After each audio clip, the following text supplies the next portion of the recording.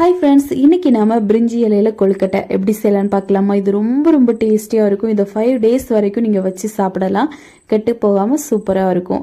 இதுக்காக 2 கப்பு பச்சரிசியை நல்லா ஊற வச்சுட்டு இதை ஃபேன் காத்துல ஒரு 3 மணி நேரம் நல்லா காய விடுங்க. இதை மிக்ஸி ஜார்ல சேர்த்துட்டு ஒரு 8 ஏலக்காவும் சேர்த்து நல்லா பொடி பண்ணிடுங்க. இப்போ ஒரு கடாயில் ஒரு 1/2 கப் அளவுக்கு நம்ம பாசிப்பருப்பை நல்லா ரோஸ்ட் பண்ணி எடுக்கணும். இது கூடவே 1 கப் அளவுக்கு துருவின தேங்காவும் நல்லா ரோஸ்ட் பண்ணி எடுக்கணும்.